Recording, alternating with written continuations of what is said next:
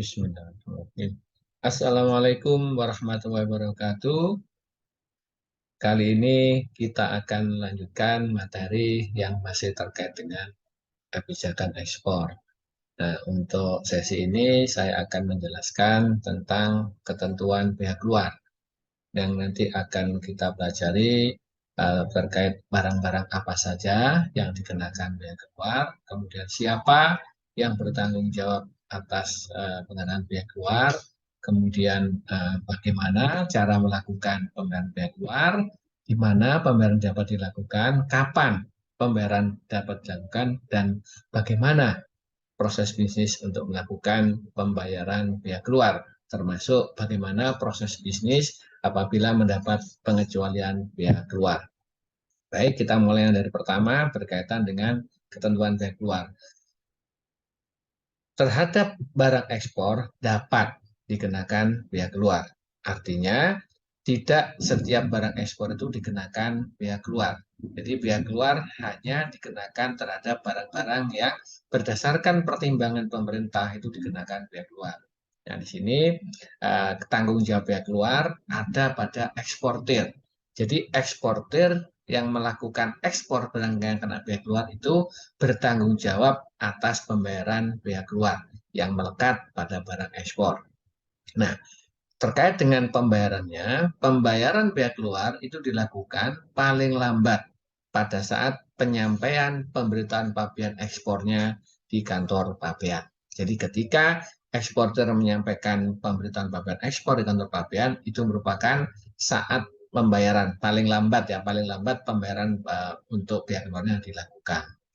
Nah, kemudian terkait dengan biaya keluar ini, apabila eksportir itu tidak ditemukan dan pengurusan penyelesaian penyampaian pemberitahuan yang dilakukan oleh BPJK, maka tanggung jawab atas pembayaran biaya keluar ini berpindah kepada BPJK. Itu apabila eksportir menggunakan pihak ketiga, yaitu BPJK. Ketika eksportirnya tidak ditemukan dan memiliki tanggungan pembayaran pihak luar, maka tanggung jawab pihak luar beralih kepada BPJK. Kemudian barang-barang apa saja yang dikenakan pihak luar? Ya, kita lihat barang-barang yang pertama adalah barang yang masuk kategori kulit, kulit mentah di sini, kulit jangat, kulit mentah, jangat dan kulit pickle, termasuk sini wet blue. Kemudian kelompok yang kedua adalah kayu. Ya, di sini dikenakan terhadap ekspor barang berupa vinir, serpik kayu, atau kayu olahan. Kayu olahan yang ada beberapa yang dikenakan pihak luar. Misalnya kayu dalam kondisi S4S. Kemudian yang ketiga adalah biji kakao. Biji kakao ini masih dalam kondisi asalan ya, biji berupa biji, apabila diekspor itu dikenakan pihak luar. Kemudian kelompok berikutnya adalah kelapa sawit, ya, CPO dan produk turunannya. Ini juga dikenakan pihak luar. Ya, kemudian kelompok berikutnya adalah produk hasil pengolahan mineral logam. Ini khusus untuk produk hasil pengolahannya, hasil pengolahan mineral logam. Dan yang terakhir adalah produk mineral logam dengan kriteria tertentu. Itu merupakan 6 kelompok barang yang dikenakan pihak luar. Selain ketiga kelompok barang ini, pemerintah tidak mengenakan biaya keluar, sehingga untuk ekspor selain keenam barang ini bebas ya, dalam arti tidak dikenakan biaya keluar. Kemudian untuk pengenaan biaya keluar ini diberikan pengecualian. Jadi terhadap barang-barang ekspor yang dikenakan biaya keluar itu diberikan pengecualian untuk 8 kategori. Yang pertama adalah barang yang diekspor oleh perwakilan negara asing. Jadi apabila ada perwakilan negara asing melakukan ekspor barang yang masuk kategori dikenakan biaya keluar, itu tidak dikenakan, dikecualikan ya dari pemungutan biaya keluarnya. Kemudian yang kedua adalah barang yang diimpor, barang ekspor untuk museum atau kebun binatang yang dilakukan oleh museum atau kebun binatang. Ini juga dikecualikan dari biaya keluar. Yang ketiga, barang yang diekspor untuk kepentingan penelitian dan pengembangan ilmu pengetahuan. Yang keempat, barang contoh yang tidak untuk diperdagangkan. Nah, untuk barang contoh ini ada 4 persyaratan ya, agar dapat memperoleh pengecualian pihak luar. Yang pertama adalah barang yang diekspor ini merupakan semata-mata digunakan sebagai pengenalan produk baru, bukan untuk kepentingan produksi ya. Yang kedua, barang yang diekspor ini tidak untuk kepentingan diolah lebih lanjut. Yang ketiga, jumlahnya wajar untuk barang contoh. Yang keempat, bukan produk mineral.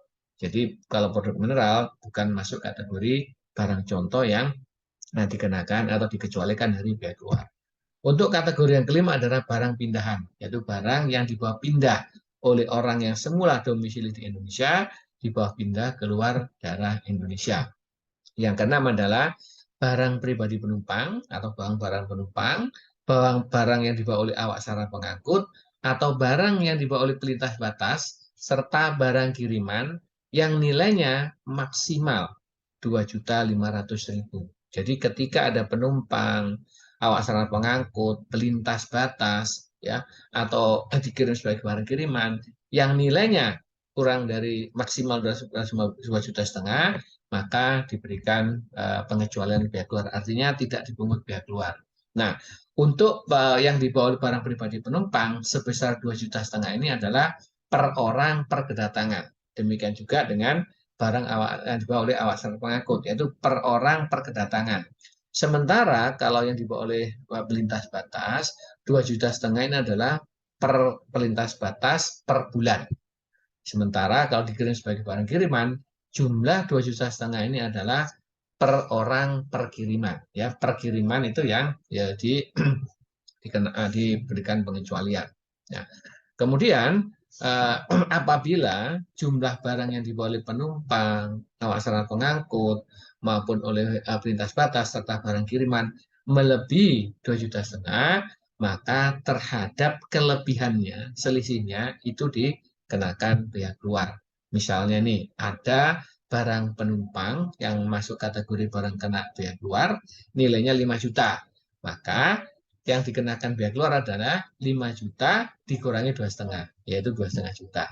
Nah, nanti apa teknis pembayarannya menggunakan formulir khusus. Kemudian yang ketujuh adalah barang ekspor yang akan diimpor kembali. Yang kedelapan adalah barang asal impor dengan tujuan untuk diekspor kembali. Misalnya, fasilitas impor sementara. Barang masih berada di pabean atau tempat lain dalam TPS, itu masih bisa diekspor kembali. Dan yang ketiga, diyakini barang-barang itu berasal dari impor. Maka kalau tiga kriteria dipenuhi, ya maka diberikan pengecualian bea keluar. Nah, untuk mendapatkan pengecualian bea keluar ini, nanti eksportir harus mengajukan permohonan kepada kepala kantor melalui sistem aplikasi. Yaitu terkait dengan pengecualian ya. Kemudian yang berikutnya adalah bagaimana proses bisnis untuk melakukan pengecualian, untuk mendapatkan pengecualian bea keluar. Nah, untuk mendapatkan pengecualian bea keluar, nanti eksportir harus mengajukan permohonan kepada kepala kantor pabean melalui sistem komputer pelayanan. Ya, di sini dirinci jumlahnya, jenis barangnya, surat rekomendasi atau dokumen yang mendasari pengecualian bea keluar. Nah, kemudian nanti dilakukan penelitian oleh kepala kantor dalam waktu maksimal 5 hari kerja. Apabila memenuhi persyaratan, maka nanti kepala kantor akan menerbitkan keputusan menteri terkait dengan pemberian pengecualian atas pengenaan bea keluar. Apabila tidak memenuhi syarat, maka permohonan ditolak disertai dengan alasan. Nah, untuk yang mendapat pengecualian, ketika menyampaikan pemberitaan pabean ekspornya, maka keputusan Menteri Keuangan terkait dengan pengecualian pembayaran bea keluar ini wajib dilampirkan. Apabila keputusan Menteri terkait dengan pengecualian tidak dilampirkan, maka pengecualian bea keluar tidak bisa diberikan. Artinya eksportir wajib membayar bea keluar yang tentang.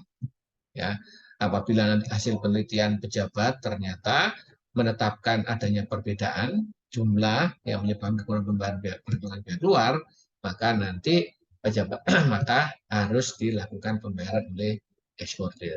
Demikian penjelasan terkait dengan proses bisnis bea keluar.